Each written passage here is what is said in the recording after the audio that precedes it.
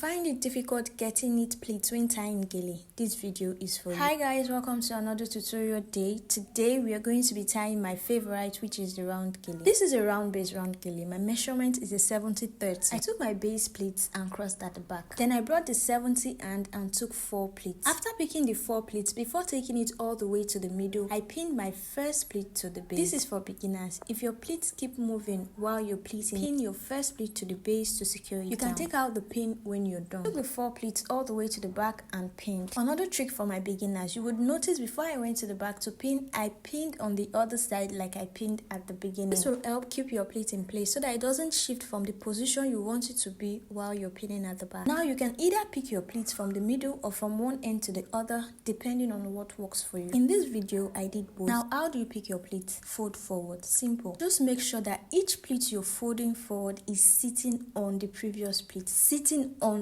top of the previous pleat. Make sure the pleat you're taking from the middle is getting to the end on both sides. If you're pleating from one end to the other, make sure your pleat is actually getting to the other end. Remember to take equal or almost equal pleats. This way your spacing and your pleats look uniform. Don't take premature pleats. If you didn't pick that pleat at the beginning, there's no reason you should pick it at the middle or at the end. To make sure you're not picking premature pleats as a beginner, you can count the number of pleats you're taking on each layer. Let's say you're working with a 4-line gele and you're picking 4 pleats per line. From the base to the crown, you should have 16 pleats, which means when you're counting, if you count anything less than 16 pleats or more than 16 pleats, retrace your step. Keep folding forward until you get to the crown of your fabric. You can pin down on one side while you're arranging the other side. When you're done arranging one side, move over to the other side, take out your pins and begin to arrange. On this part, you want to make sure you're dragging as you're arranging. Dragging is necessary for the overall aesthetics of your gele. Even if you're tying a very small and portable round gele, you still have to drag in order for your gele to be well arranged. To drag, you're pushing up basically. Pleat, push up, pleat, push up. Maintain your pace until the end. Coming down is actually where a lot of people have problems. See those unequal folds? We're going to fix that. When you get to the end, remember those first 4 pleats you picked? Take the first one, use it to wrap the excess fabric and pin. Come to the front, run your hands through your pleats to arrange them. The unequal folds will be corrected. Remember your 30 hand, twist and pin. Come back and arrange your pleat. Make sure that each pleat is showing and they are sitting on top of each other, and you will have something like this. Will you attempt to tie this, or it is still a no-no for you? What do you think about this gele? Let me know in the comment section. If you have any question, ask and I'll be sure to respond. Don't forget to drop a like, a comment, follow and share. Until I see you in my next video,